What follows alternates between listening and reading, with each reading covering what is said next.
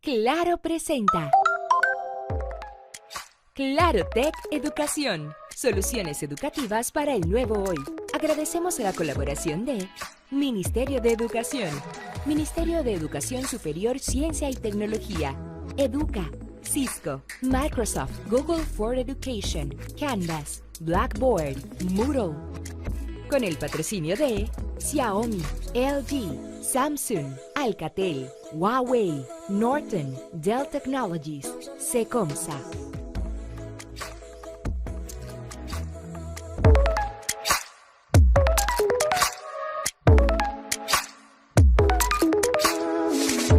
Bienvenidos a Claro Tech Educación, soluciones educativas para el nuevo hoy.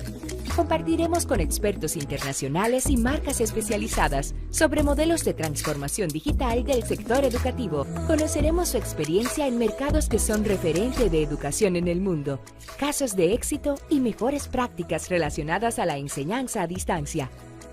Las principales plataformas colaborativas y de gestión, así como contenido educativo digital gratuito. Serás parte del evento de mayor contribución al ecosistema de enseñanza del país.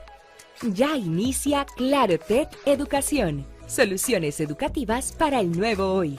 Demos la bienvenida a nuestra anfitriona, periodista internacional, ganadora de 7 Emmys de la televisión americana. Con nosotros, Alicia Ortega. Muy buenos días, bienvenidos a este segundo día de Claro Tech Educación. El trabajo en equipo y colaborativo, el pensamiento crítico y la flexibilidad para adaptarse a las necesidades de los estudiantes son algunos de los puntos claves que escuchamos este miércoles que nos permiten implementar cambios a largo plazo en nuestro sistema educativo. Hoy promete ser un segundo día cargado de herramientas y contenidos que podemos incorporar al modelo de educación virtual que demanda la situación actual por la pandemia. Antes de iniciar con nuestro primer conferencista, le cedemos la palabra a Omar Acosta, vicepresidente de Mercadeo y Comunicaciones Corporativas.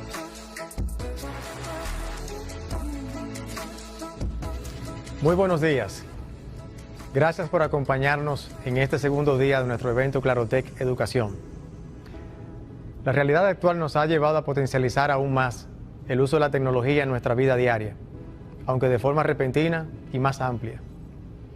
Esta entrega de nuestro primer encuentro de Clarotech Virtual es una muestra de ello, un despliegue de recursos digitales y conectividad que, sin sacrificar la calidad del contenido que estamos acostumbrados a entregarles, nos permite compartir con todos ustedes a través de los diferentes dispositivos con los que estén conectados. Además de eliminar el riesgo de todos los participantes, logramos algo más importante todavía: aumentar el alcance de un evento de esta naturaleza al que ahora muchas más personas tienen la oportunidad de acceder. El inesperado impacto de un factor externo, que paradójicamente en muchos casos ha sido el promotor principal de la transformación digital de empresas e incluso de sectores completos, hoy día nos presenta la oportunidad de utilizar a nuestro favor la capacidad de la infraestructura de telecomunicaciones con la que contamos. Este es el momento de repensar los procesos operativos y de servicio de nuestras empresas, no solamente como una forma de subsistir, sino también de ser más eficientes, de continuar mejorando la propuesta de valor que entregamos a nuestros clientes y a la sociedad en general. El sector educativo no escapa a este contexto. Es actualmente uno de los más afectados, pero al mismo tiempo uno de los que podría salir más beneficiado con los cambios que proponen los modelos innovadores, soportados en plataformas y herramientas tecnológicas como las incluidas en algunas de las presentaciones de estos 2 días. Durante la jornada de ayer fuimos motivados a reflexionar sobre paradigmas de los modelos didácticos con los que crecimos y con los que aún la mayoría de nuestros propios hijos están creciendo. La necesidad de un sistema flexible, colaborativo y donde la familia juegue un rol protagónico son algunos de los aspectos que tendremos que incorporar en nuestro trayecto hacia la transformación que deseamos. En el día de hoy estoy seguro que descubriremos nuevos paradigmas mientras escuchamos sobre los retos de la educación básica y media. Igualmente, conoceremos algunas de las más reconocidas herramientas de colaboración y de gestión, así como parte del contenido educativo gratuito provisto por la Fundación Carlos Slim a través de sus plataformas digitales, siempre como un complemento a la oferta académica de los niveles básico, intermedio y superior. Todos estos aspectos, cruciales dentro del ecosistema de educación nacional, nos regalan una visión que nos permite planificar el sistema educativo que queremos a futuro, pero también herramientas para abordar la problemática que se plantea en el inmediato. Nuestro compromiso en Claro Dominicana es mantenernos siendo el habilitador de esa evolución y transformación digital para la que nos venimos preparando hace años y asegurar que desde esta posición que podemos seguir apoyando el desarrollo de los distintos sectores productivos del país y a mejorar la calidad de vida de las personas que impactamos a través de la tecnología y la conectividad. Estamos convencidos de que juntos, de forma colaborativa, afrontaremos exitosamente este nuevo reto que tenemos como país, aportando todos a ese fin común. Nuevamente nos llena de satisfacción que estén con nosotros. Su interés e involucramiento valida la relevancia que para todos tiene el tema que abordamos en este momento. Disfrutemos del resto del contenido que hemos preparado para ustedes en el día de hoy. Muchas gracias. Agradecemos al señor Omar de Claro y de inmediato presentamos a nuestra primera conferencista. Se trata de una autoridad latinoamericana en educación, exdirectora superior de educación del Banco Mundial y exsecretaria de Educación de Río de Janeiro, en Brasil. A lo largo de su carrera profesional y académica ha tenido una sola prioridad: mejorar la calidad educativa en Latinoamérica. Actualmente trabaja para el think tank Innovation and Excellence in Education Policies. Recibamos a Claudia Costín con esta primera ponencia, COVID-19 y el futuro de la educación. Hola, yo soy Claudia Costín, soy del Centro de Excelencia e Innovación en Políticas Educativas de la Fundación Getúlio Vargas en Brasil. Es un placer hablar con ustedes en República Dominicana. Voy a primeramente pedir mis excusas porque hablo portuñol, pero intentaré me comunicar lo mejor posible con ustedes. Quiero agradecer a Clarotec por la invitación. El tema de que voy a hablar hoy es educación en tiempos de pandemia. Estamos todos viviendo una situación muy desafiadora, muy triste de la COVID-19, que nos hace tener que vivir con una crisis que no es solamente sanitaria, es una crisis económica y también educativa. Para hablar de educación, quería en primer lugar nos acordar de algunos compromisos internacionales que República Dominicana y 193 otros países establecieron con los objetivos del desarrollo sostenible, en particular el objetivo global para 2030, el ODS 4. Que estipulaba que nosotros íbamos de 2015 para 2030 garantizar la educación inclusiva, equitativa y de calidad y promover oportunidades de aprendizaje a lo largo de toda la vida para todos. El lenguaje suena muy diplomático, pero es un compromiso muy importante porque ahora no hablamos solamente como en los objetivos del milenio de garantizar acceso a la educación, hablamos sí también de conclusión de la educación, de la educación que en los Estados Unidos llaman de K-12, y también garantizar aprendizaje. Entonces, hay algunas metas en que se despliega el ODS 4 y trajo dos para ejemplificar. Entre ellas esta, que hasta 2030 vamos a asegurar, y República Dominicana también asumió ese compromiso, que todos los niños y niñas completen la educación primaria y secundaria libre, de calidad y equitativa, que conduzca a resultados de aprendizaje relevantes y efectivos. Lo que eso quer decir, en verdad, que calidad no es un predio, un inmueble muy lindo, no es piscina o algunas facilidades que hay en algunas escuelas internacionales, pero es niños y niñas aprendiendo lo que es esperado para cada edad. Fácil de hablar, dificílimo de construir el camino para que eso se pase. Y voy a mostrar dentro de pocos minutos cómo Latinoamérica, y voy a hablar un poco lo que mi país y vuestro país están haciendo para que eso pueda ser una realidad en un mundo pre-COVID y cómo el COVID, la pandemia, va a impactar todo eso.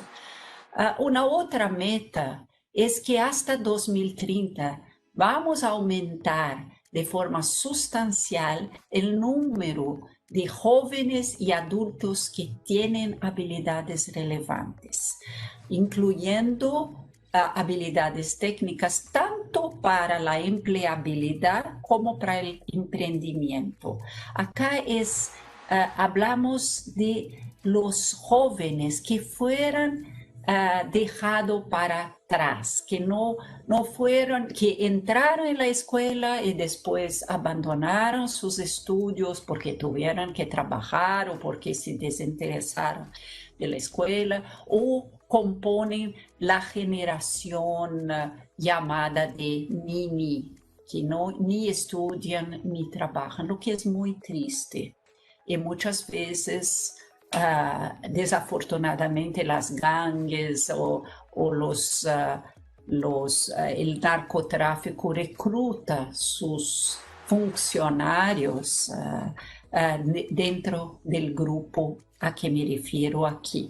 Y es importante que ellos sean preparados para la vida que van a tener, que no es solamente empleo, es ciudadanía también, pero es importante lembrar que en tiempos de la cuarta revolución industrial, o sea, del mundo que incluye el advento de la inteligencia artificial y de una automación acelerada que va a sustituir trabajo humano, la preparación para el mundo del trabajo va a ser mucho importante.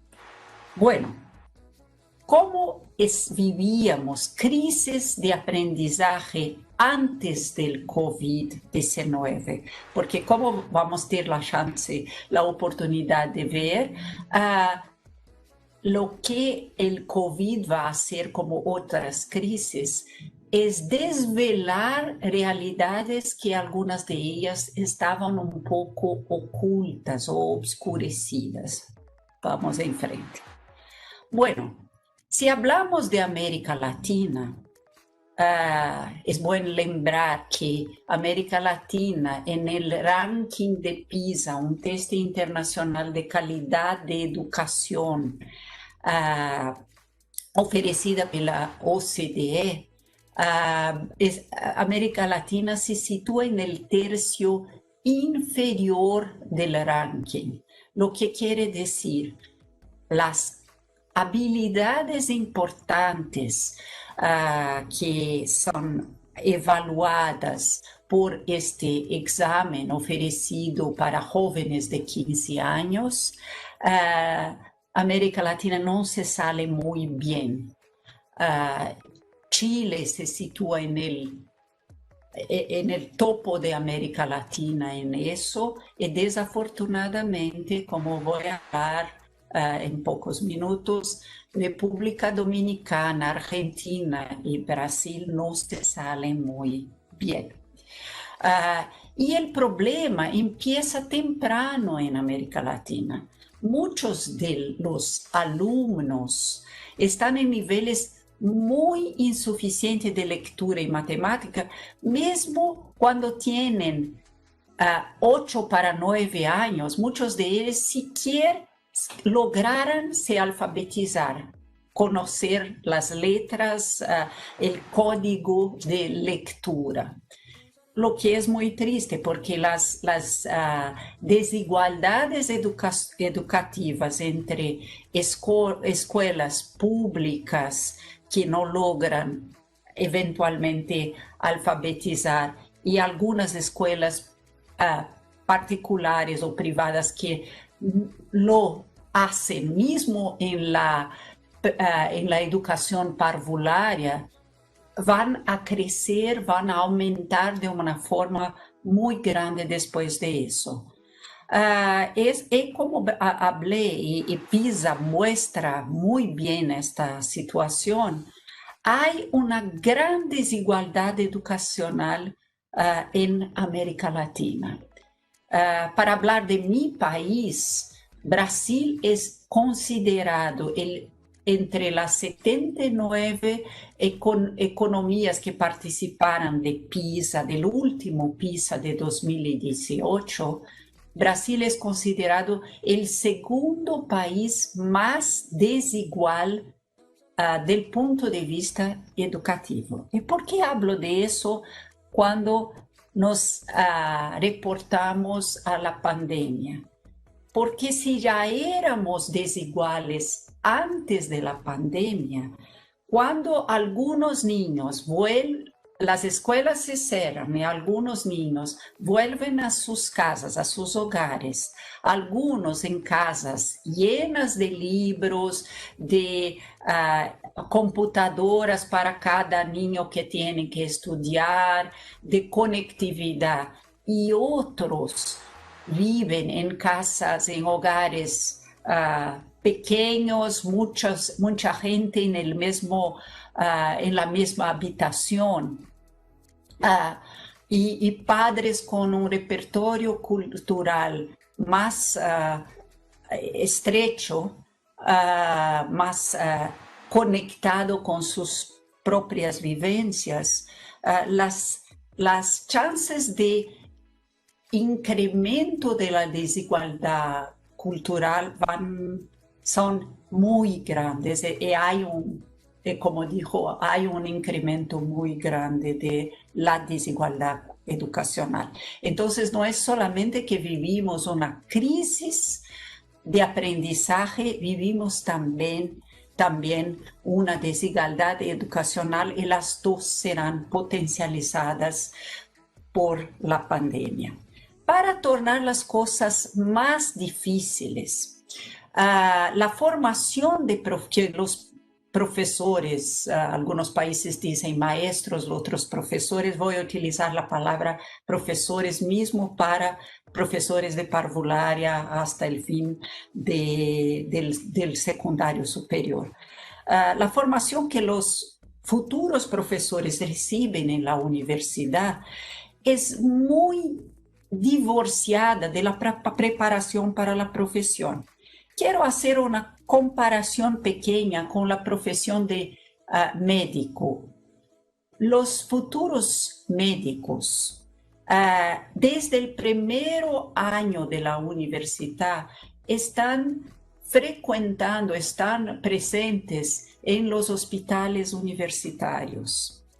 Este aprendizaje, donde hay una combinación de teoría con práctica, no ocurre en educación.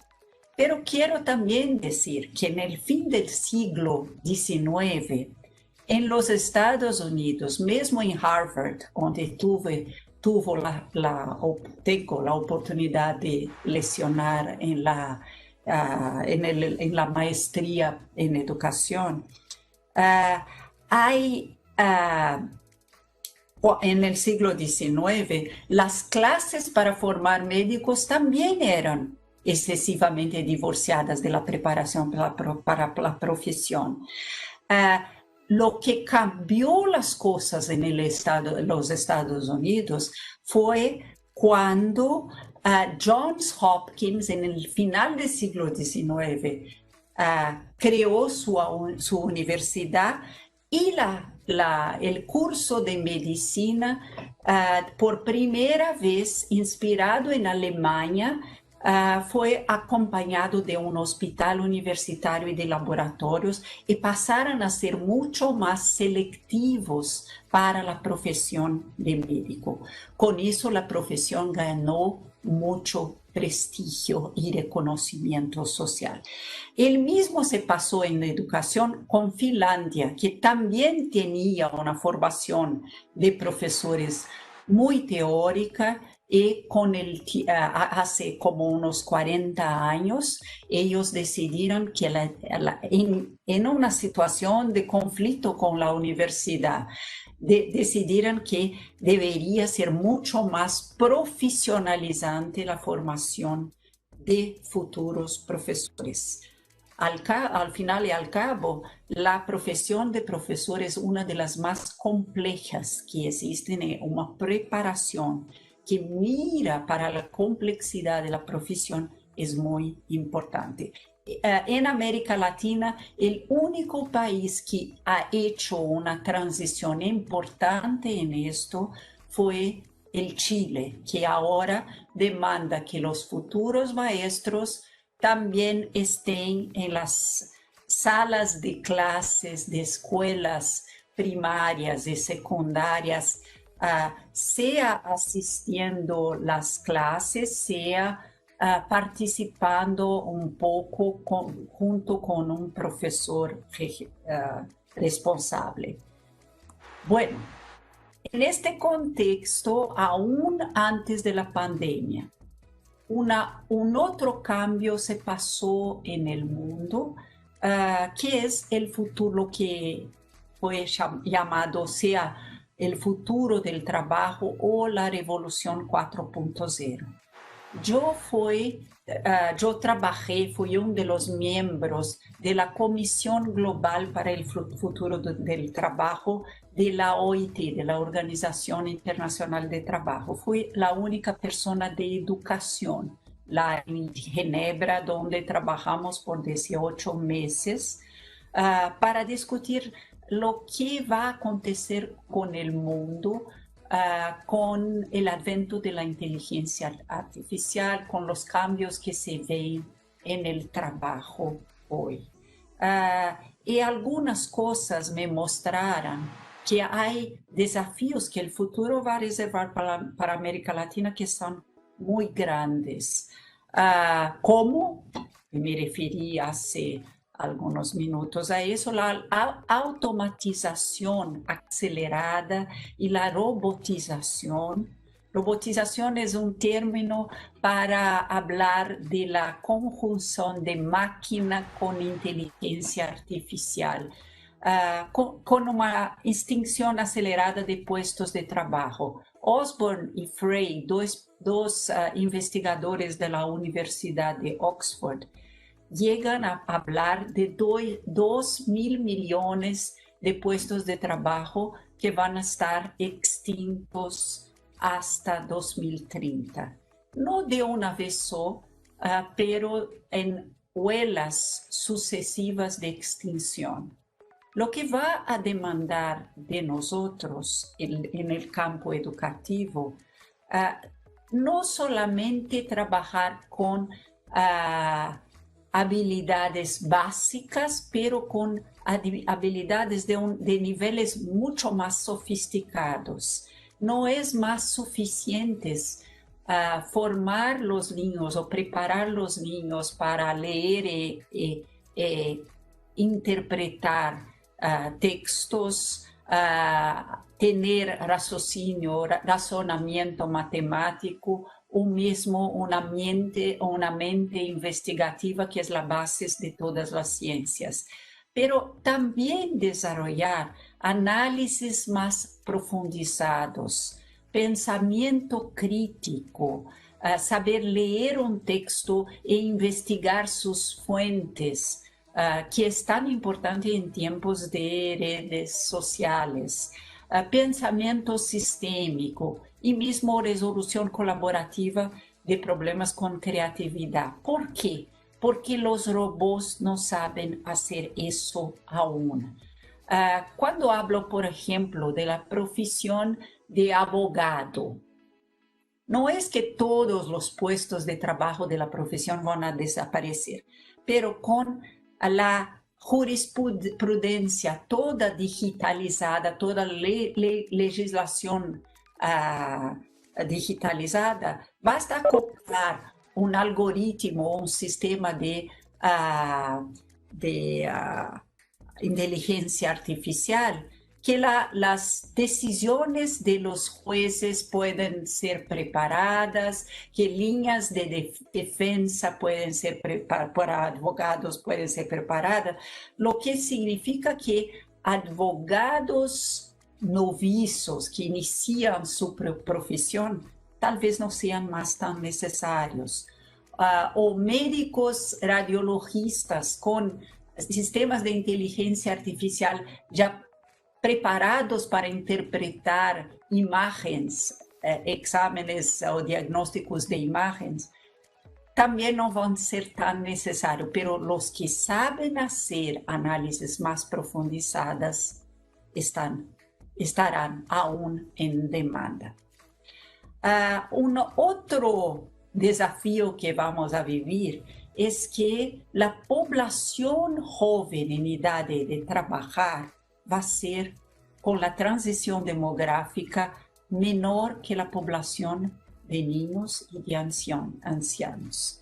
Y con una productividad del trabajo más baja y estagnada como vivimos en nuestros países, y acordemos que a productividad de trabajo se conecta con calidad de la educación, y calidad de la educación quiere decir aprendizaje.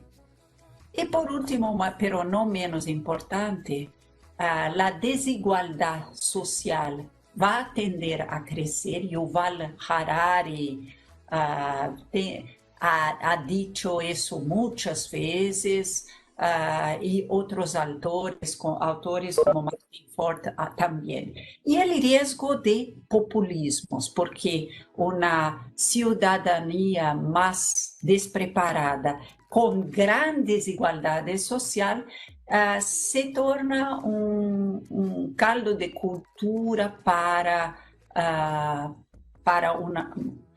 populismo, sea de derecha o de izquierda, tanto faz. Populismo es la promesa de balas de plata o de soluciones mágicas en términos de políticas públicas. Mucho bien. Frente a esos retos, a esos desafíos, ¿cuáles son las tendencias en educación de los sistemas educativos que tienen una mejor posición en PISA? Ellos colocan una énfasis muy grande en resolución colaborativa de problemas con creatividad, un aspecto que hablé hace poco.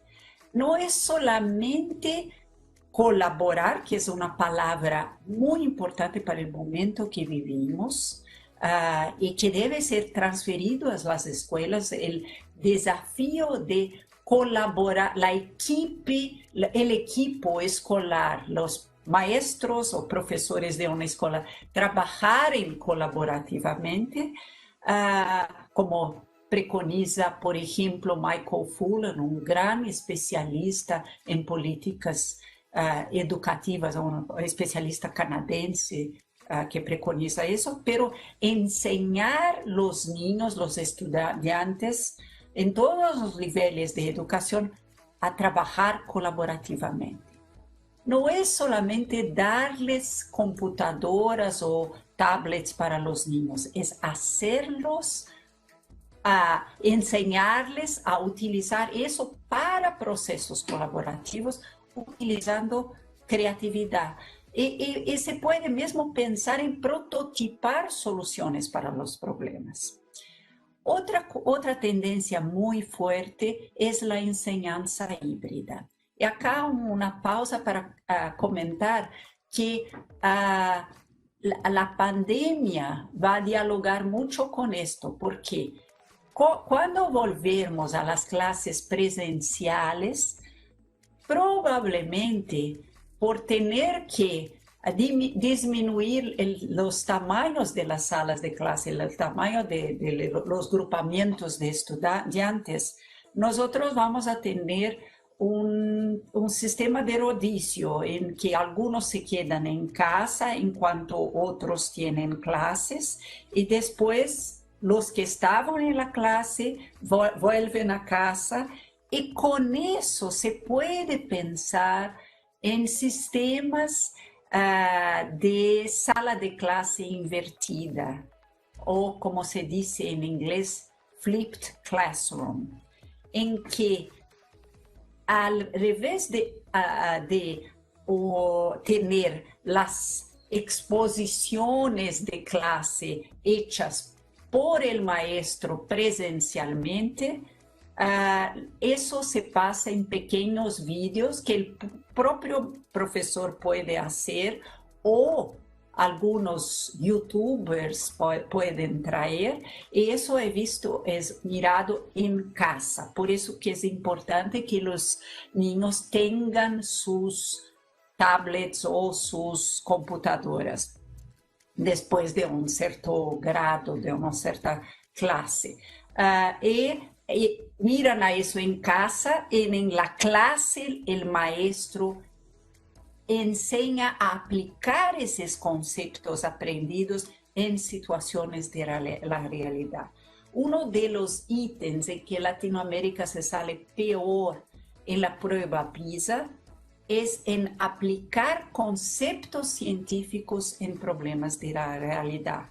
Entonces sabemos la fórmula de Bhaskara, que es la fórmula de la ecuación de segundo grado, pero no sabemos lo que hacer con ella. Entonces eso es una tendencia importante que ya se vive en los buenos sistemas educativos, mismo aún antes de la pandemia, pero que va a ganar fuerza después de la pandemia en nuestros países. Y una otra tendencia importante es la educación fuera de los muros de la escuela. Irse a museos, irse a utilizar la ciudad como un espacio de aprendizaje y el hogar también. Otra tendencia importante es el combate a la desigualdad educativa. No hace más sentido pensar en educación como islas de excelencia para los niños que tuvieran más suerte, sus familias son más afluentes, y alguna educación de segunda línea para los otros, o educación de calidad para los más, entre comillas, inteligentes entre los más pobres y para los otros cualquier cosa. No, tenemos que, lo que dice el ODS 4 es, tenemos que tener altas expectativas de aprendizaje para todos los niños, combinar excelencia con equidad. Fácil de hablar, como dijo hace algunos minutos, difícil de hacer, pero podemos. Educación no es para amadores. Otra cuestión importante es la alfabetización mediática. En Inglaterra, un especialista llamado David Buckingham es un profesor muy conocido en el sistema educativo de Inglaterra, creó cursos de alfabetización mediática para enseñar a los jóvenes a leer en las medias noticias, saber separar lo que es fato de opinión, de hecho de opinión, saber investigar si hace sentido lo que aparece en las redes sociales y otras cosas como esa.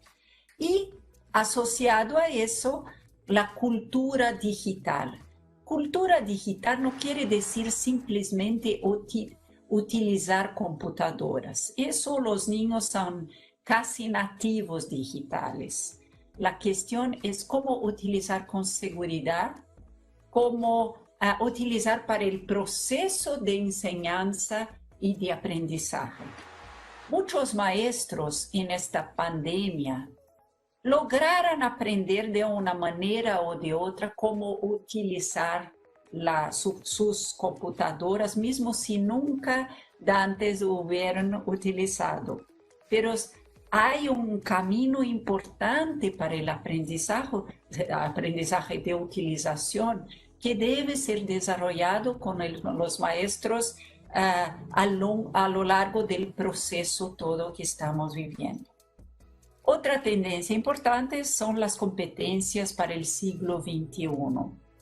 Muchas de ellas son llamadas de competencias socioemocionales, pero yo apunté acá 3 de ellas que se desarrollaron casi naturalmente en el aislamiento social que todos nosotros estamos viviendo, que es la adaptabilidad. Todos nosotros, los alumnos, los maestros, las personas simples, todas vivieron un proceso de se adaptar a una realidad que no se esperaba. No es que imaginábamos que una gran pandemia en que estaríamos lejos de las salas de clase desde marzo de este año, iba a ocurrir y que las personas se quedarían en los hogares. Entonces los niños ya desarrollaron eso. El importante son para los maestros de mirar para eso y utilizar, porque para el futuro del trabajo esto va a ser muy importante, para la revolución 4.0. Empatía, saberse colocar en el lugar del otro, saber mirar al otro que está en proceso de sufrimiento con solidaridad. Eso también se aprendió mucho. Procesos muy lindos ocurrieron en muchos países de personas que se ofrecieron para comprar cosas para los idosos, para llevar víveres, cosas para comer para los que tienen hambre y todo más. Y apertura a lo nuevo, que es tan importante para una sociedad que cada vez más tienen startups o procesos en que vamos a tener que nos reinventar. Como si los puestos de trabajo en el futuro van a ser extintos en olas sucesivas, vamos a tener que nos abrir para el nuevo. La frase que muchas veces es utilizada en muchas profesiones, aprendí a ser abogado de esta manera, o aprendí a ser profesor de esta manera, es así que hago, no va a funcionar más en el siglo XXI. Y por último, pero no menos importante en términos de tendencias, la autonomía, formar para la autonomía, que es el viejo sueño de Dewey, de María Montessori y mismo de Paulo Freire, un gran educador brasileño, desafortunadamente ya fallecido, que es tan importante. Formar para la autonomía es mirar a los alumnos no como si fueran niños pequeños, pero enxergando su potencial de, en parte, ser protagonista de su propio aprendizaje. Lo que no quiere decir que los maestros no tienen un rol. Es que los maestros van a ayudar el proceso de crecimiento y de autorregulación de los niños, que es también una competencia para el siglo XXI. Y también enseñar a ese alumno que él va a ser protagonista de comunidades interconectadas, desde la comunidad de su escuela hasta una ciudadanía planetaria, mirar para el planeta y sus desafíos. Mucho bien. Bien, en este contexto y la pandemia COVID-19, ¿qué han hecho los países que trabajaron bien con el aprendizaje emergencial remoto, que es el término que la Unión Europea utilizó para este proceso que se vive de aprender en el hogar, en la casa? Ellos no utilizaron solamente online. Yo participo de 2 webinars semanales con exministros de otros países que el mío, y acompaño mucho lo que ellos hicieron cuando estaban lejos de la escuela y después de cómo volvieran. En todos ellos hubo utilización de plataformas online, pero no para niños pequeños, no para los niños de la parvularia. Utilizaron de la educación parvularia o preescolar. Utilizaron en muchos países televisión porque la conectividad no llega en todas las casas. Entonces, televisión, Brasil utilizó también mucho televisión, está a utilizar mucho televisión en complemento a online. Pero es importante usar online, mismo si el país tiene una conectividad pequeña o pocos habitantes tienen laptops o tablets. Yo hablo regularmente con Tanzania y con Kenia y los dos decidieron utilizar online, mismo si una parte muy importante de la población lo utiliza, para construir un aprendizaje de sus maestros y mismo de algunos niños y después poder avanzar más. El radio está siendo utilizado mucho en acampamentos de refugiados, de los niños sirios. En Brasil estamos utilizando mucho radio para municipalidades pequeñas, más rurales. Entonces, cuando se utiliza TV y radio, se utiliza junto guías de estudio que los niños responden, después es enviado a sus maestros y los maestros corrigen y mandan de vuelta para tener alguna forma de interacción. Otro hecho importante es la atención a la desigualdad educativa con intersectorialidad. Entonces, ellos van a los hogares más pobres, más en situación de vulnerabilidad, para ver si los niños tienen dudas, si están participando al aprendizaje remoto, porque para estas familias es mucho más desafiador. Orientación para los padres utilizando teléfono, grupos de WhatsApp la facilidad de equipamiento, de devices que ellos tienen.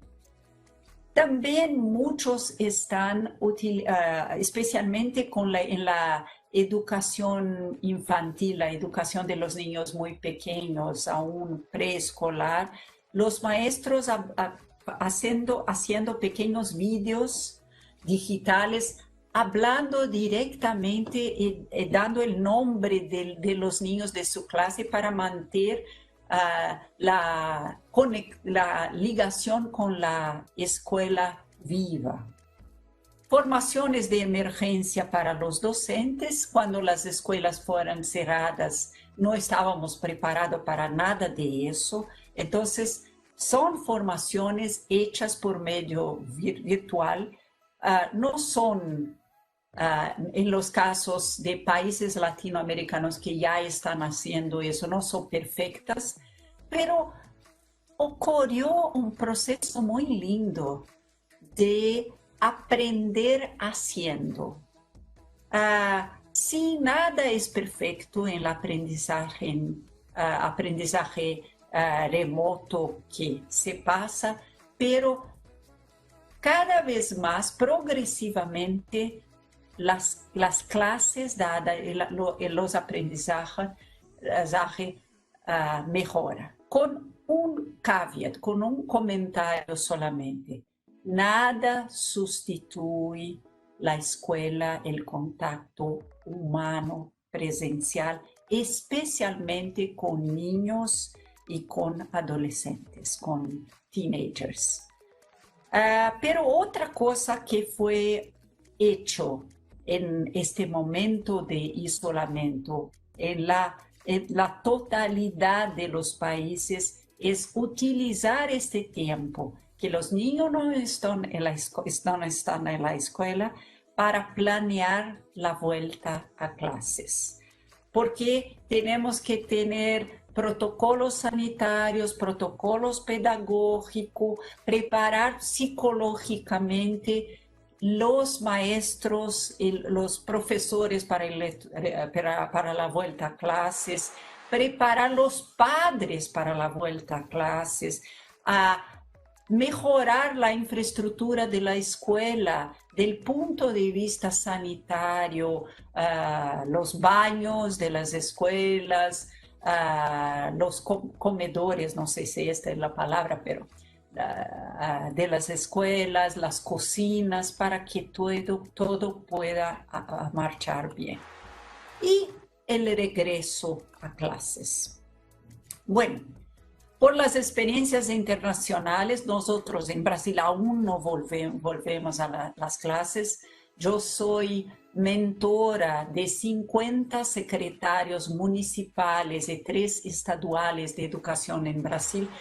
Esta es la discusión más importante ahora porque muchos estados están en condiciones mejores ahora y se preparan para la vuelta a las clases en octubre, algunos en noviembre. Lo que hicieron los países que ya volvieron, diferentes estrategias. Algunos defienden que es mejor comenzar con los más grandes. ¿Por qué? Porque ellos tienen más maturidad para seguir protocolos sanitarios. Otros defienden, como la Alemania ha empezado con los más grandes, por ejemplo. Otros por los más pequeños, para que sus madres puedan volver a trabajar, y también porque la transmisibilidad de los más pequeños es mucho menor, más pequeña, disculpe. Hubo una estrategia de escalonamiento, lo que quiere decir, vuelven a primero una parte de los alumnos, entonces se selecciona un grado específico y lentamente en la medida de la seguridad o de la seguridad se va descendiendo o subiendo para otras clases. La rotación de los alumnos con esta idea de que algunos se quedan en casa parte de la semana y otros en las salas de clase y después cambian para disminuir el tamaño de las salas de clase. Todo eso en todos esos países ocurrió en un diálogo entre las autoridades de salud y las autoridades de educación, el Ministerio de Educación y el Ministerio de Salud, que crearon protocolos de salud. Pero dependiendo del tamaño del país, como en nuestro caso, son las autoridades también de los estados y de las municipalidades entran en la discusión también. Una otra cosa muy interesante que fue establecida para el regreso es la acogida. ¿Qué es la acogida? Es recibir bien inicialmente los profesores para que haga un espacio para catarsis, para compartir lo que se pasó en ese tiempo de isolamiento social entre ellos y poder lidar con las cuestiones de salud mental de muchos de ellos. Y después hacer el mismo con los niños. Hay haber un esfuerzo de no iniciar inmediatamente las clases presenciales, pero conversar con ellos sobre lo que se pasó. Pero es interesante también utilizar ese momento no solamente para hablar de cosas tristes, pero de los aprendizajes que ocurrieron. ¿Cómo fue enseñar, se reinventar como profesor para enseñar de una forma distinta? Recoger estas experiencias de aprendizaje de los maestros, de los profesores, es muy importante. Y el mismo con los niños. Y vamos a nos sorprender certamente con el número de niños que desarrolló un poco de autonomía, que aprendieron a solos a asistir sus clases mismo cuando los padres están en teletrabajo o están fuera buscando alguna forma de renta para dar de comer a sus hijos. Otro punto importante en las experiencias internacionales es la evaluación diagnóstica. Es hacer, aun cuando ellos están en una forma de educación online o distantes, evaluar los aprendizajes no para dar notas, no para tener una evaluación que va a decidir si ellos pasan o no pasan de año en la escuela, pero para identificar claramente cómo vamos a formar un sistema de recuperación de aprendizaje. Y el mismo después, cuando ellos vuelven a la clase y termina la acogida, para saber cómo vamos a trabajar con ellos. Vamos a hacer una enturmación con clases del mismo nivel de dificultades. ¿Qué vamos a hacer con los que no lograron participar de las actividades de aprendizaje remota? Y certamente una búsqueda activa de los alumnos que no vuelven, porque aquí en Brasil, por ejemplo, el Consejo de la Juventud organizó una investigación junto a los jóvenes y 28% de ellos dijeron que no quieren volver a los estudios después de la pandemia, lo que es muy triste. En tiempos de Revolución 4.0, no tener al menos estudio secundario superior completo no los habilita adecuadamente para las profesiones del futuro. Muy triste. La formación continuada de docentes para el regreso y en el regreso, para consolidar los aprendizajes que ocurrieron durante ese periodo.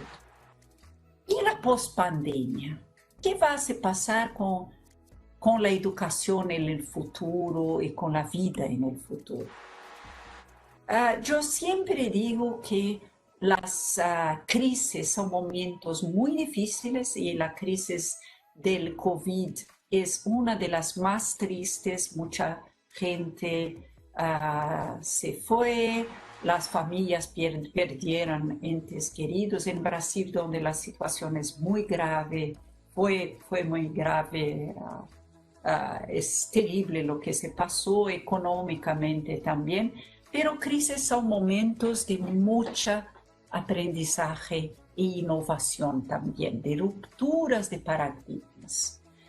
Y eso se pasó en nuestros países también. De alguna manera, una enseñanza híbrida va a se plantear para el futuro. Y hubo durante la pandemia, en muchos de nuestros países que ya empezaron la respuesta educacional a la COVID, una aceleración de la inclusión digital de profesores y de alumnos. De una manera o de otra, las habilidades digitales van a pasar a ser trabajadas en la formación inicial de los profesores, en la universidad o en las escuelas que forman futuros profesores. Pero no basta aprender a utilizar las computadoras para el proceso de enseñanza o los tablets, pero también formar los maestros para la utilización de las metodologías activas en el proceso de enseñanza, saber tener una forma de enseñar no tan tradicional, no solamente escribiendo en el cuadro negro o blanco, tanto faz, pero interagiendo mucho más con los niños, enseñándolos el pensamiento sistémico, abstracto, crítico, y también a prototipar sus soluciones. La idea de espacios maker y de una cultura maker va a crecer mucho. Otra cuestión importante es la conectividad de las escuelas y de los hogares. Hoy es un tema de la agenda. Nosotros vimos que no es posible aprender si no hay conectividad en banda ancha de alta velocidad.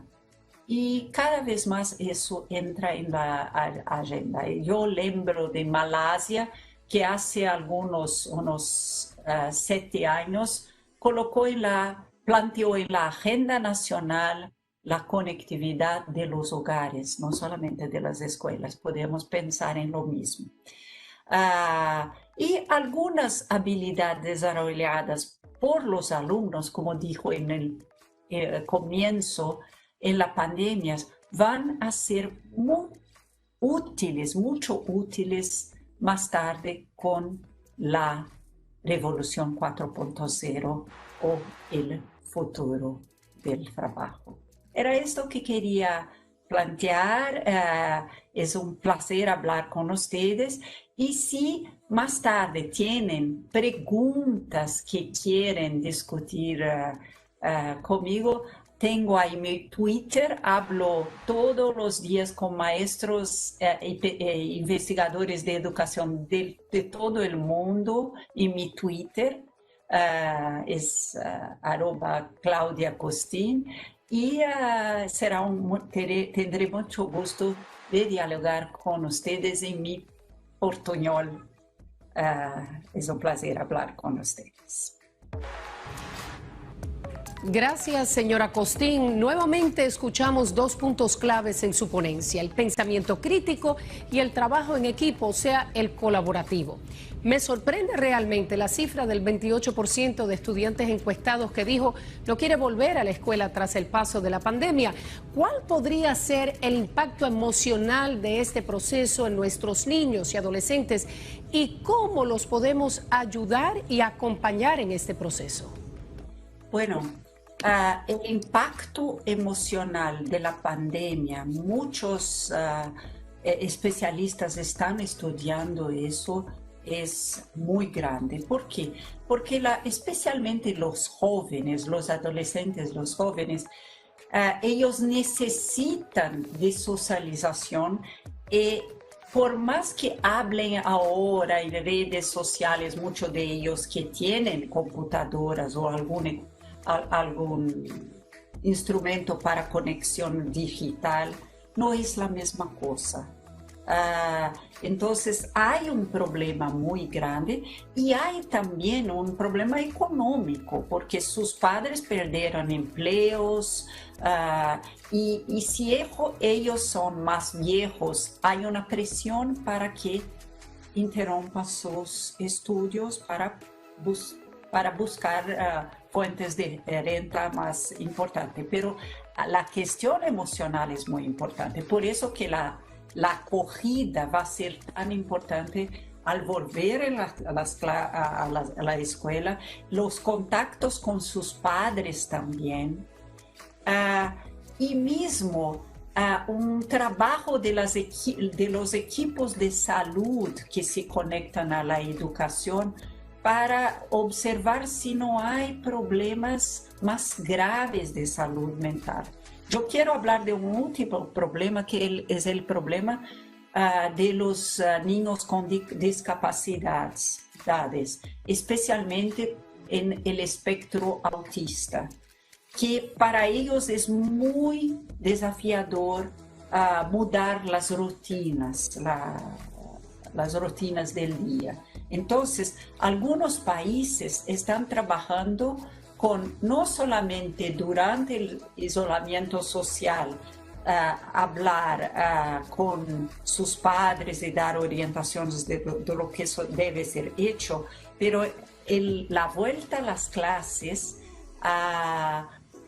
hacerlos volver antes de los otros para que los equipos de educación especial puedan reintroducirlos a sus clases de una forma más organizada. Usted dijo que nada sustituye ese contacto presencial.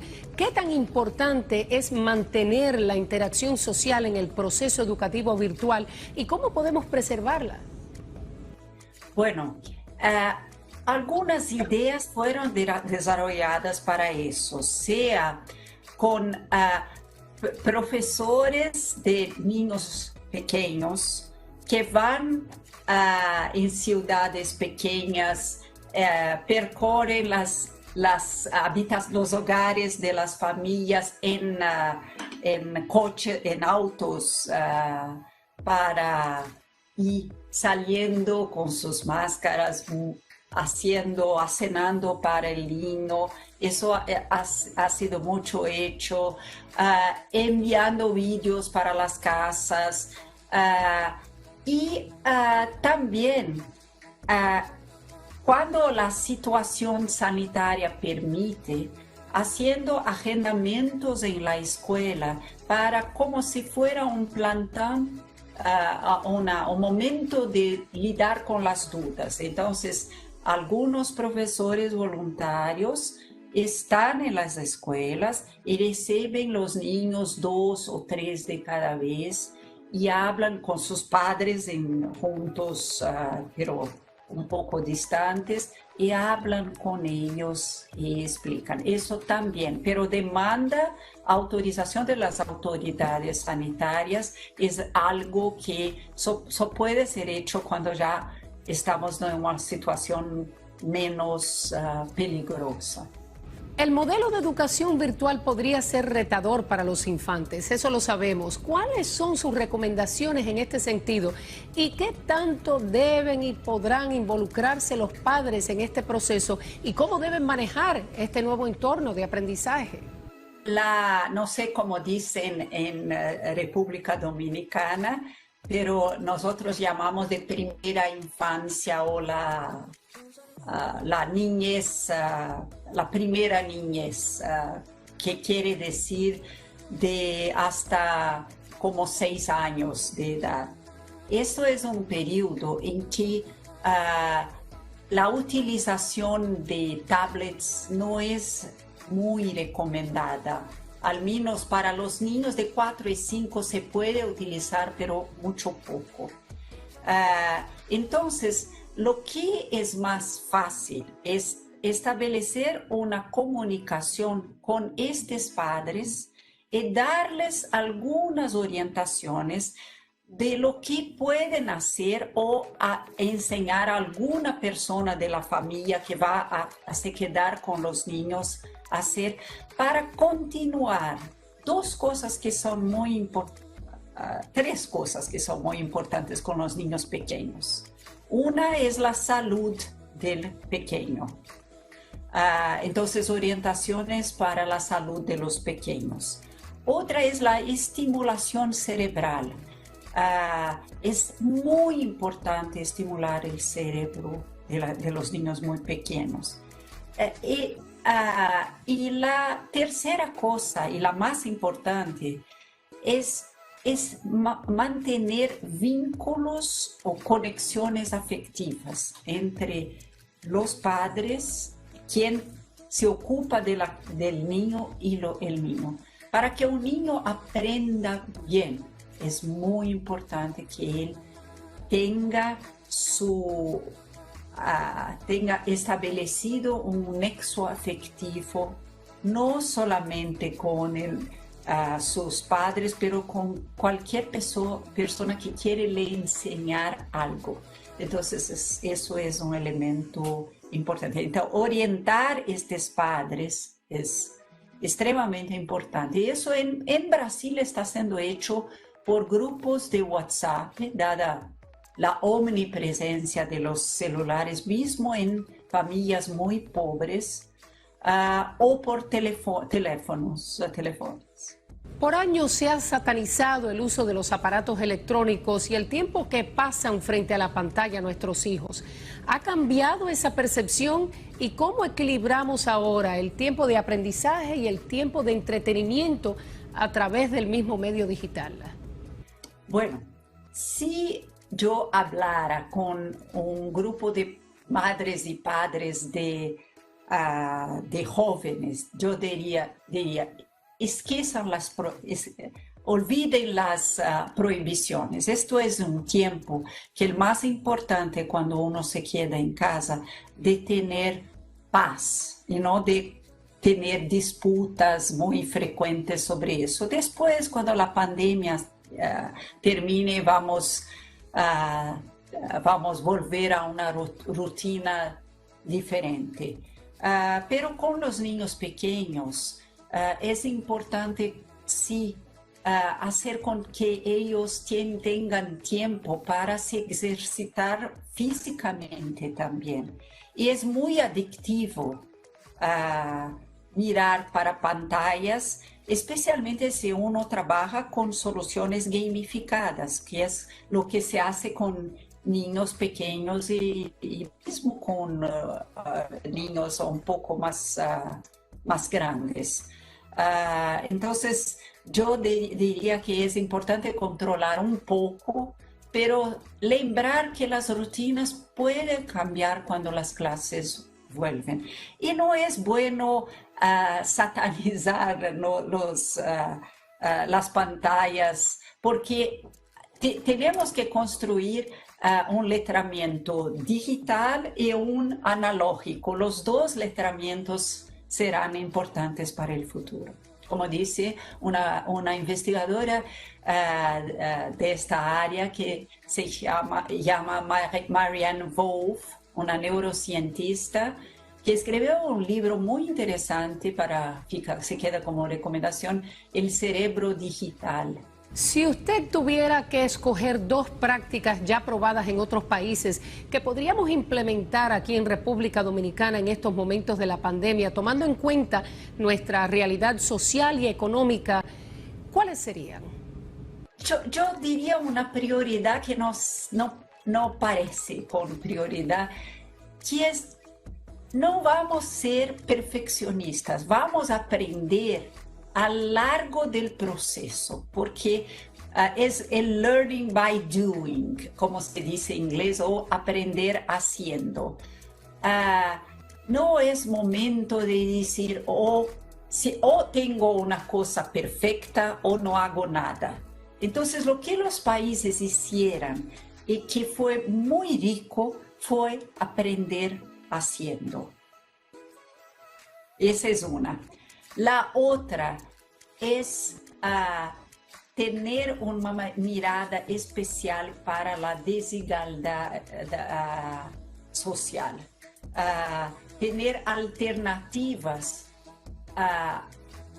en cuanto no llega la conectividad, la conexión en todos los lugares, tener alternativas, no trabajar solamente con online y mismo no trabajar solamente con la radio o televisión, trabajar con alternativas que lleguen a todos los hogares.